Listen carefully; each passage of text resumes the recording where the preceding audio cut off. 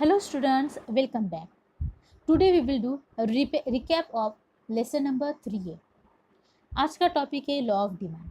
देखो, law of demand जैसे मैंने बोला था, ये वेरी इंपॉर्टेंट क्वेश्चन है। एग्जाम में ये वाले क्वेश्चन हमेशा पूछे गए हैं। तो लॉ जब भी पूछे जाते हैं तो स्टेप्स कौन कौन से फॉलो करना है। Number 1 introduction, statement of law, explanation. In explanation आपको टेबल लिखना होता है, ग्राफ ड्रॉ करना होता है, देन अजम्पशंस और एक्सेप्शंस आपको मेंशन करने होते हैं। तो लॉ ऑफ डिमांड में इंट्रोडक्शन में आप क्या लिखोगे।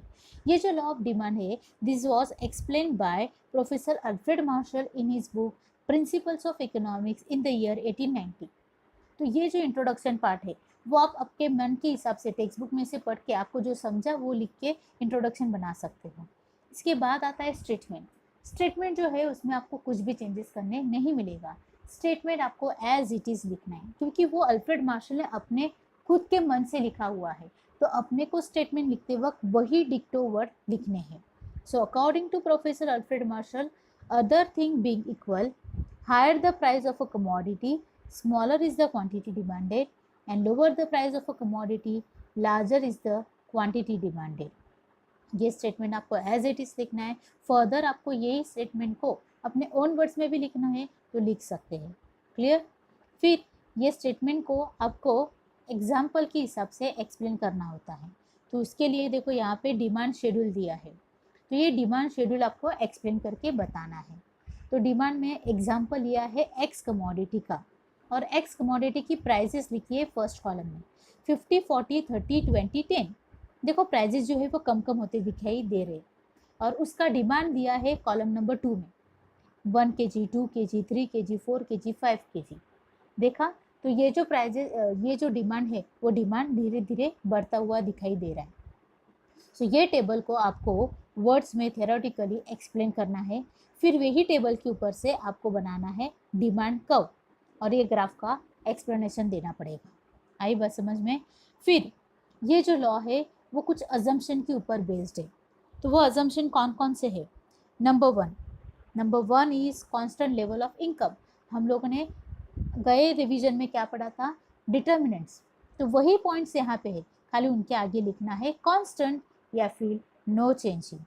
सो फर्स्ट है constant level of income, no change in the size of population, prices of substitute goods, price of complementary goods remain constant. Okay, no change ऐसा लिखना है। No expectation about future prices, no change in taste habit preferences, no change in taxation policy, etc.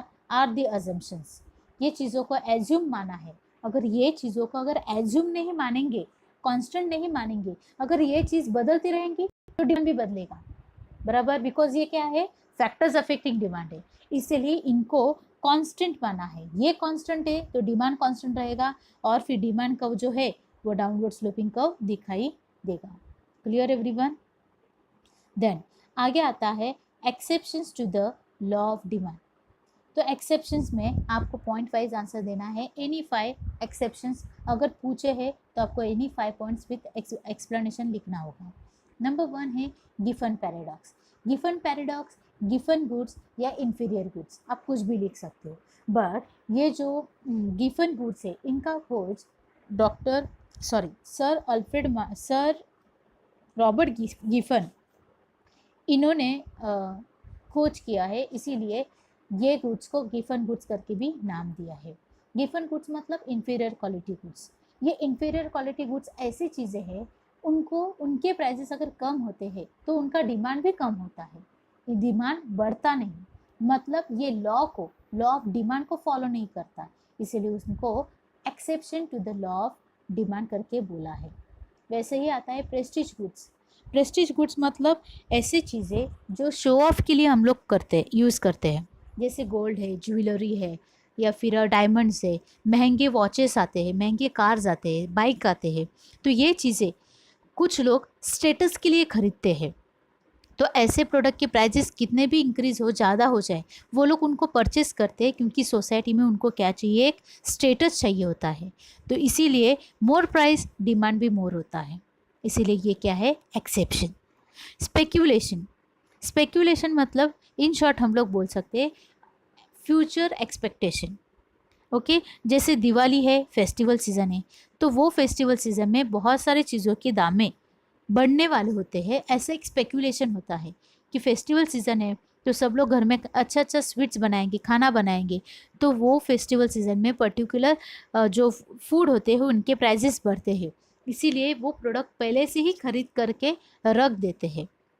तो यहाँ पे future में price और ज़्यादा हो जाए, इसीलिए अभी जो ज़्यादा दाम है उसमें डिमांड क्या होता है, ज़्यादा होता है। तो ये भी लॉ ऑफ डिमांड के अगेंस्ट जा रहा है, इसीलिए ये भी क्या है, exceptions to the law of demand. Next आता है price illusion.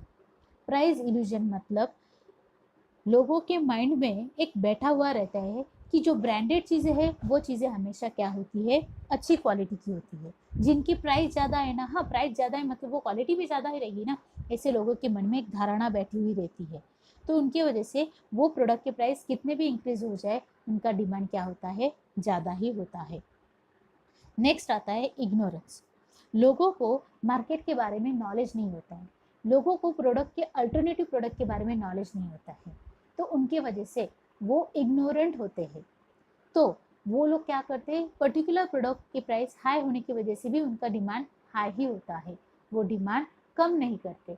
So this is again exception to the law of demand. Next आता है habitual goods. Habitual goods means ऐसी चीज़ें जिनकी अपने को आदत लग चुकी है। देखो कोई कोई लोगों को एक आदत रहती है, अरे मुझे ये परफ्यूम की ही आदत है, बाकी और परफ्यूम की आदत नहीं है।